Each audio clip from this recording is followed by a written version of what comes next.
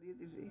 Mas vamos agora passar aqui a palavra para o nosso convidado especial e a gente já vai saber porque aquele especial ele vai fazer parte da equipe desse programa dos Sementes Musicais. Trata-se, como a gente já falou aqui da vez passada, do professor Antônio Chagas Neto. Ele é graduado em música, formado pela Universidade Federal de Sergipe, tem curso de especialização, está fazendo mestrado na Bahia, então ele vai poder dar uma ajuda e vai poder passar para a gente os conhecimentos que ele vem acumulando. Para nós isso é excelente, é muito grato, professor Antônio, e a gente espera que realmente dentro desse propósito da Sofise que você venha dar uma grande contribuição ao nosso trabalho. Então, muito bom dia, o microfone é seu. Bom dia, dona Olga, bom dia a todos os ouvintes. Foi com imenso prazer que eu aceitei o convite de dona Olga, né, após a entrevista do dia 9 de junho. Ela perguntou se eu gostaria de fazer parte desse grupo e eu prontamente aceitei, né. É muito gostoso trabalhar, muito gostoso poder falar sobre educação musical, que é uma coisa que eu gosto muito, de fomentar essa pesquisa em música, esse meio musical. Então é uma coisa muito gratificante para mim, eu jamais poderia estar de fora, então queria agradecer a dona Olga e a todos. Muitíssimo obrigado. Bom, eu queria falar um pouco então que eu planejei, né? Então eu vou nos próximos programas eu vou ficar responsável pelo programa, né, de 2 horas. Então eu fui pensar primeiramente, nossa, educação musical num programa, o que eu posso trabalhar? Na verdade, é muito vasto isso, eu posso trabalhar diversos aspectos. Então, vai ter tantos conteúdos nacionais, internacionais, quanto regionais, que é uma proposta do programa, uma proposta da própria Sociedade Filarmônica de Sergipe, de ter os músicos da terra, essa valorização. Falar sobre aspectos históricos da educação musical, como a música ela atua nas escolas regulares, nas escolas especializadas, como ela pode acontecer com isso, os desafios para a implementação dessa educação musical, as notícias, curiosidades sobre educação musical, congressos. Uma coisa de curiosidade também sobre as áreas de pesquisa em música, por exemplo, musicoterapia, etnomusicologia, musicologia, as práticas interpretativas, como é o meio musical, o meio acadêmico musical, como isso acontece. Eu vou dar sempre também uma aberturazinha para divulgação de eventos de educação musical, Sim, eventos, né, exato, nacionais, regionais, internacionais, livros. Eu sempre vou falar sobre livros, uma média de 2 ou 3 livros por programa, para quem quiser saber mais sobre educação musical, em diversas linhas, tanto na linha psicológica, na social, na própria educativa, então várias linhas. Reportagens sobre a Sofise, sobre o Conservatório de Música, sobre o nosso curso de música da UFES. Então, trazer esses convidados, né, que é outra parte, convidados. Porque, claro, tem especialistas em diversas áreas, pessoas que conhecem diversas coisas, então trocar conhecimento com essas pessoas, então convidá-los para vir, professores da universidade, doutores, mestres em música, em educação musical, em outras áreas também, então convidá-los para tratar sobre isso, pesquisadores. Claro, terá participação dos ouvintes, quem quiser pode ligar, fazer perguntas, questionamentos, pedidos, curiosidades, enfim, o que é. E claro, músicas, teremos diversas músicas. Então, por músicas, vamos começar vamos continuar essa questão sobre a educação musical. A Lei 11.769, ela foi aprovada em 2008 e ela determina que música agora deve ser conteúdo obrigatório nas escolas. Então, com isso, vem uma série de atividades. Aí você me pergunta, Antônio, mas, poxa, em todas as escolas, só escolas públicas, particulares, quais níveis, educação fundamental, médio, o que seria? Na verdade, ela foi aprovada para educação básica, sendo isso ela comporta todos os níveis, né, tanto fundamental quanto médio, e tanto escolas públicas quanto particulares. Então, existem uma série de questões que abordam isso, né? Sobre essas dificuldades de implementação, como isso está acontecendo, como isso vem em outros estados.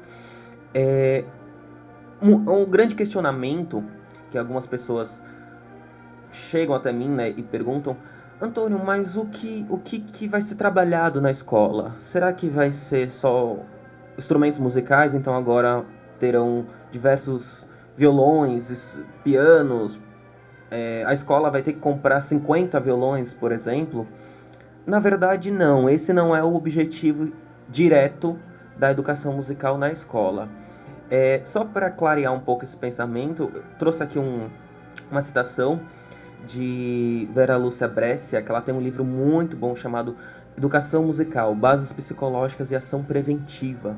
E ela fala assim: a educação musical deve ser uma vivência musical orientada por profissionais conscientes, de maneira a favorecer a sensibilidade, a criatividade, o senso rítmico, o ouvido musical, o prazer de ouvir música, a imaginação, a memória, a concentração, a atenção, a autodisciplina, o respeito ao próximo, o desenvolvimento psicológico, a socialização e a afetividade. Então, esse é um dos critérios, né? Essa autora que ela coloca, mas ela traz bem o que seria a educação musical, qual o pensamento. Então, ela está na formação integral desse aluno, desse indivíduo, né? Como parte de uma sociedade. E não somente pensar numa escola conteudista, uma escola voltada para o antigamente vestibular e agora para o Enem, mas, claro, além de conteúdos, né, tradicionais, que tem uma visão do ser humano em si dentro de uma instituição. Então essa é a grande força da educação musical, o grande aspecto da educação musical. Então, como essa escola vai adquirir isso por enquanto fica a cargo da escola. Então não temos, hoje não é definido um conteúdo programático, ele tem que aprender X, Y, Z, a sequência. Então a escola ela tem total liberdade de atender isto, né? Então, a depender do interesse da escola, do profissional que tenha naquela escola, que aí eles vão achar o melhor caminho para ser. Então, se for um projeto de extensão, se for junto com conteúdo, se for relacionado à disciplina artes, como é aqui determinado pela lei, enfim, então a escola vai ter seu melhor caminho, seu melhor direcionamento. Então, essa é a função. E quem ensinará, né? Quem vai ser o professor da instituição, né? É muito complicada essa questão, porque quando a lei ela foi posta, né, o programa, a proposta da lei, ela solicitou que fosse professores especialistas formados em educação musical. Porém, isso foi vetado, né? E por N fatores, enfim, eles têm lá as razões deles, enfim, tem vários fatores que entram nessa questão. Mas, na verdade, a educação musical, ela já tá... Na verdade, a música, não a educação musical, mas a música, ela já está presente em todas as escolas. Você pega diversos professores de educação infantil, eles trabalham com música, eles fazem música. Às vezes, eles não têm um pensamento pedagógico musical, que é onde entra a educação musical, onde entra toda essa fundamentação pedagógico musical. Mas a música está presente, então o professor é necessário que ele sempre reflita sobre esse aspecto, sobre essa questão da educação musical, como ela acontece, como ela ocorre. Bom, então, cada vez mais existem especialistas, né, formando na área de educação musical. Por exemplo, eu me formei em música licenciatura, tenho um curso aqui no estado de música licenciatura, que foi fundado em 2007, e outros estados já têm o ensino musical há mais de 10 anos, com concurso público para professores, enfim. Outros estados, eles procuram diversas saídas, diversas possibilidades de trabalho com a educação musical. Bom, antes de continuar falando mais um pouco sobre os desafios, perspectivas da lei e da implantação da educação musical, vamos ouvir mais uma música?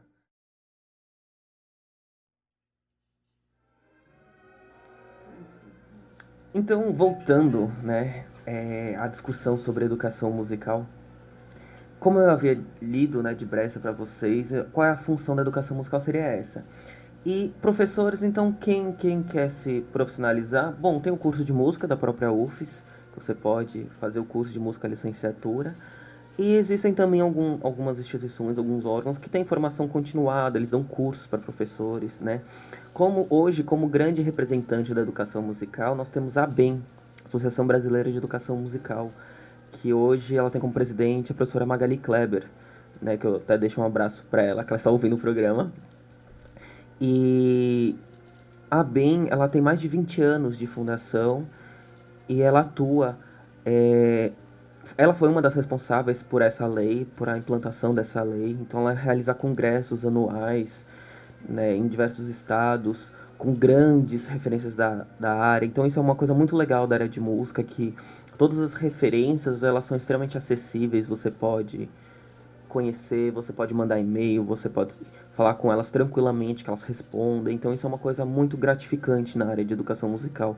Você perceber que você não atua sozinho, que você você pode ter outro ali que lhe ajude tranquilamente. Então isso. Outra questão aqui que eu pautei para hoje seria os desafios dessa implantação da educação musical na escola. Bom, um dos grandes desafios que eu vejo é ver a música, a educação musical, como um conhecimento científico e não apenas como um entretenimento. É muito comum a música ela estar relacionada somente a entretenimento. Não que ela não tenha uma dessas funções, claro. É uma das funções da música, mas não somente essa função. Como eu havia lido a citação de Brescia, ela diz que a música é muito mais ampla e sua atuação dela é muito maior do que simples interação. Então, às vezes, as pessoas elas não reconhecem a importância da música na sua vida. Então, uma instituição, quando um professor ele vai dar aula de música lá, não é necessariamente o que ele vai atuar simplesmente com cantar algumas canções e pronto, e ponto final. Mas, claro, ele pode cantar essas canções tendo um trabalho pedagógico musical por trás disso. Então, trabalhando diversos aspectos relacionados com com a educação musical propriamente dita, né? Para facilitar a inserção desse indivíduo dentro da sociedade. Então, a educação musical, acho que o grande desafio, a depender da instituição, é as pessoas reconhecerem essa função, né? A educação musical ali dentro daquela escola. Então, por isso que eu digo, por isso que é muito importante esse programa para mostrar essas questões da educação musical, como ela atua, como ela pode ser atuada, o que já tem de pesquisa na área. Tudo que eu vou trazer assim para vocês vai ser tudo embasado em autores. Como eu falei, vou trazer alguns livros, daqui a pouquinho eu vou falar sobre dois que eu trouxe hoje para mostrar para vocês. Então isso é muito importante. E o que vislumbra a educação musical, acho que é isso, cada vez mais o seu fortalecimento, cada vez mais pessoas mais preparadas para atuar na educação musical, professores de educação infantil atuarem com a música, pensando no aspecto da educação musical, de qual benefício que ela pode. Muito engraçado que eu ministrei uma oficina pelo SESC nesse ano, e muitos das pessoas, né, muitos dos participantes dessa oficina eram professores de educação infantil, e eles já atuavam, já faziam isso e faziam a educação musical de uma maneira muito clara, muito correta, muito bonita de ser. Só que às vezes eles não tinham conhecimento daquilo, né? Eles não sabiam como estavam fazendo aquilo, mas estavam fazendo. Então isso é muito interessante também. Então a educação musical, esse programa, ele tem trazer essa luz também, mostrar que aquilo que você faz está certo ou está errado, entre aspas, né? Porque o conceito de errado também é muito relativo, mas se ele está dentro de um objetivo previamente determinado ou não. Então, é muito interessante essa questão, para que professores cada vez mais reflitam sobre essa questão da educação musical. Bom, falando um pouco, como eu havia dito, de livros, eu sempre vou trazer alguma coisinha. Bom, quem quiser conhecer um pouco sobre educação musical, vou aconselhar um livro. Foi meu primeiro livro de educação musical, então eu não poderia deixá-lo de trazer, que é de Marisa Fonterrada, professora da Unesp, que o título é De Tramas e Fios, um desafio sobre música e um ensaio sobre música e educação. Esse livro de tramas e fios da Unesp, ele é uma referência da área, porque ele tem um compilado de informações, ele tem muita coisa, ele tem desde o histórico da educação musical, né, desde a Grécia Antiga, de como ocorreu, como era o pensamento educativo musical. Ele trata também da educação musical no Brasil, como ela chegou, através dos jesuítas, como veio, como foi passando, muito, muito interessante essa questão. Depois o desenrolar dessa educação musical no Brasil, Villa-Lobos, como ocorreu, a LDB, o quanto ela influenciou nesse aspecto. Outra coisa muito, muito interessante que ela traz sobre os métodos ativos de educação musical, que foi uma mudança no pensamento pedagógico musical, de o aluno ter uma educação musical mais ativa e não passiva, como acontecia anteriormente. uma reflexão sobre o seu processo de ensino-aprendizagem. Então ela traz diversos autores, como Williams, Dalcroze, Kodali, Orff, né, sobre essa linha. Ela traz também alguns aspectos sobre a aprendizagem musical, o desenvolvimento da aprendizagem musical, como Swanwick, como essas bases psicológicas que baseiam essas questões. Então, ele é um livro muito interessante, muito importante na vida de uma pessoa, né, que queira trabalhar educação musical, que queira entender sobre educação musical. É engraçado que a educação musical, ela já tem um corpo muito forte porque ela vem da própria área da educação. É uma área da educação, então ela é muito embasada nessas questões. Bom, antes de falar do próximo livro, que também foi muito importante, vamos escutar então o terceiro movimento.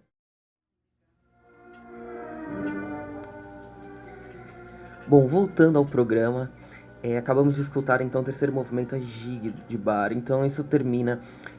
Só abrir uma curiosidade aqui, que nos bastidores, enquanto nós estamos conversando aqui, enquanto a música ficar acontecendo, nós ficamos comentando sobre essa peça. Dona Olga, ela perguntou sobre esse baixo contínuo. O que seria esse baixo contínuo, né, desse período? O baixo contínuo é uma voz, né, que acompanha essa melodia e ela poderia ser feita por diversos instrumentos. Por exemplo, o órgão, como era nesse caso, como o cravo, como o violoncelo, o fagote. Então, a depender da peça, da característica que ele queira, isso era acompanhado. Então, era uma voz que ficava no fundo. Bom, continuando a questão dos livros que eu estava falando, então eu falei o de Tramas e Fios, de Fonterrada, que foi uma primeira grande referência para mim. Vou falar de outro, que é Jusamara Souza. Jusamara Souza, hoje ela é professora da URGS, é uma grande referência da área. E ela tem um livro, ela tem vários livros na verdade, mas o que eu trouxe aqui hoje foi o Aprender a Ensinar Música no Cotidiano, da editora Sulina. Esse livro é de 2009, ele traz uma proposta bem interessante porque ele mostra a música, como ela hoje está presente no nosso cotidiano, então como através das diversas mídias portáteis, a música ela se tornou facilmente presente na nossa vida, como por exemplo através do celular, através do CD, através do DVD, da televisão, dos canais de filmes, enfim, então como ela é presente. Então é muito interessante que esse livro ele mostra como a música é trabalhada no cotidiano e dá esse embasamento para o professor, porque hoje a nova linha, né, da pedagogia, né, da educação musical, nós temos que levar o nosso conhecimento para o aluno baseado no contexto dele, no cotidiano dele, né? A teoria do cotidiano, ela enxerga o indivíduo imerso numa sociedade, né? E não no vácuo, como antigamente era pensado, de você simplesmente passar o conteúdo para o seu aluno sem ter esse feedback, sem saber qual é a realidade dele, sem saber quais são as propostas que a instituição quer e também ouvindo o seu aluno, o que ele quer, o que ele gosta, né? Então ela mostra muito isso, é uma questão muito interessante. Então às vezes eu vou trazer agora para a área de educação específica, educação musical, porque muitas vezes um professor de música ele questiona por que ele não consegue às vezes dar uma aula muito boa, enfim, não consegue. Às vezes é justamente isso, está um pouco distante da realidade do seu aluno. E uma coisa muito delicada de um professor é que ele não pode sobrepor seu gosto pessoal ao gosto de um aluno. Ele pode mostrar as coisas, ele pode ter essas questões, trazer essas novas questões para esse aluno, apresentá-los, para que ele conheça. Eu fui um caso desses, né? Eu não conhecia música erudita nem nada, e através de um professor meu que me mostrou foi que eu gostei e comecei a estudar, estudei violino. Então, através disso, mas nada imposto, ninguém nunca chegou pra mim e falou, escute. Então, às vezes, esse é um grande problema. É legal você mostrar, mas também entender o lado dele, né? Ter essas duas questões. Então, esse livro, Aprender a Ensinar Música no Cotidiano, da editora Sulina, organizado por Jusamara Souza, ele traz muito essa visão. É uma questão muito importante para o educador musical. Bom, falando dos desafios, acho que além do desafio que eu havia tratado, da própria dificuldade da educação musical ser reconhecida como uma área de conhecimento, né, como uma área científica, tem a preparação desse educador musical. Então, como eu falei agora há pouco sobre essa questão do cotidiano, às vezes o professor ele vem com com uma formação tão fechada, às vezes com um pensamento tão fechado, que ao se deparar com uma sala de, por exemplo, 40 alunos, que é né, a nossa realidade na educação básica, e ele simplesmente reproduzir aquilo que ele está efetuando, não dá certo. Então, esse eu acho que é o grande problema também, essa preparação do educador musical. É uma coisa muito importante, a universidade, ela traz conhecimentos, né? Ela traz informação, ela traz uma nova visão de mundo para esse cidadão, para esse profissional. Porém, a vivência mostra o que é a realidade, mostra o seu conhecimento, mostra. É engraçado que em pesquisas os professores eles se sentem muito mais seguros com a experiência adquirida do que um curso, do que uma formação. E é verdade. A teoria ela tem significado quando ela se torna prática, né? Quando você consegue testar aquilo, quando você consegue praticar e você observar que a mesma atividade que você aplicou numa turma não consegue aplicar em outra do mesmo jeito, porque são alunos diferentes, são idades diferentes, enfim, são várias variáveis, né? Tem inúmeras variáveis aí nessa relação que podem modificar seu processo, né? Seu ensino. Então isso é uma coisa muito importante que reflita sobre isso, né? Que o professor, de uma maneira geral, reflita sobre isso.